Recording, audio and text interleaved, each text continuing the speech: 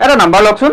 017235756 আৰু এটা দিছোঁ ৰ'ব 01724330335 নাই আপুনি ফোন কৰিব নালাগে এই নাম্বাৰটো আপুনি ছেভ কৰি ৰাখক এই নাম্বাৰটো আপুনি কাৰোবাক দিব লাগিব এই নাম্বাৰটো কাৰ বা কাক দিব লাগিব সেই সম্পৰ্কে পাছত কথা পাতিম এতিয়া এটা দৃশ্য চাওক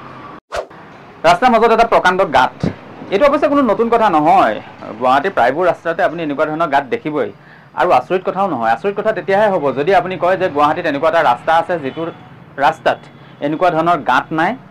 বা আধা পোটা পাইপ নাই প্ৰায় প্ৰতিটো ৰাস্তাতে আপুনি এনেকুৱা ধৰণৰ গাঁত দেখিবই আধা পোটা পাইপ দেখিবই বা পোটাৰ পাছত মাটিৰে পুতি থৈ দিয়া ৰাস্তাটো ভাগি থকা ধূলিৰে ভৰপূৰ হৈ থকা এনেকুৱা ধৰণৰ এটা দৃশ্য আপুনি দেখা পাবই আচলতে আমাৰ ভুলটো ক'ত হৈ আছে আমাৰ যিসমূহ ইয়াত পাইপ ব্যৱহাৰ কৰা হয় সেই পাইপবোৰ বেয়া আমাৰ প্ৰযুক্তিবিদ্যা দুৰ্বল নে আমি আচলতে কামবোৰ কৰিব নাজানো যিটোৰ বাবে এনেদৰে ইমান কম সময়ৰ ভিতৰতে পাইপবোৰ আচলতে ফাটি থাকে আপুনি হয়তো এতিয়া ক'ব যে মাটিৰ তলত পোতা পাইপ গতিকে কেতিয়াবাতো বেয়া হ'বই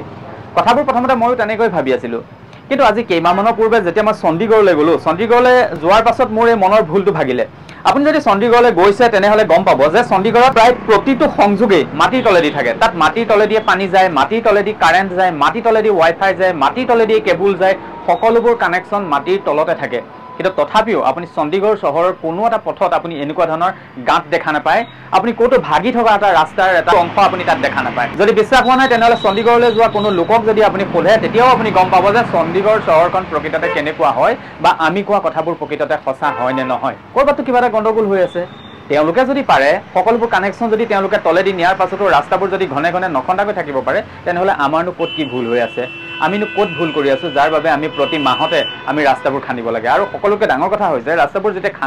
খন্দাৰ পাছত যেতিয়া এনেদৰে মেৰামতি কৰাৰ পাছত পূৰ্বতে যেনেকৈ আছিল ঠিক তেনেকুৱা ধৰণৰ ৰাস্তাটো কৰি নিদিয়ে ফলস্বৰূপে কি হয় যি ঠাইত ৰাস্তাটো ভাগিছিলে সেই ঠাইৰ পৰাই লাহে লাহে ৰাস্তাটো ভাগিবলৈ আৰম্ভ কৰি দিয়ে আৰু কিছুদিনৰ পাছতে তাত ধূলি হয় আৰু যিসমূহ মেৰামতি কৰে সেই মেৰামতি কৰা ঠাইখিনিও সম্পূৰ্ণৰূপে তেওঁলোকে সুন্দৰ কৰি নুতুলে এতিয়া আহোঁ প্ৰথমে আপোনাক দিয়া নাম্বাৰকেইটাৰ প্ৰসংগলৈ আপোনাক প্ৰথমে যি দুটা নাম্বাৰ দিছিলোঁ সেই দুটা নাম্বাৰ হৈছে চণ্ডীগড় ৱাটাৰ ছাপ্লাই ডিপাৰ্টমেণ্টৰ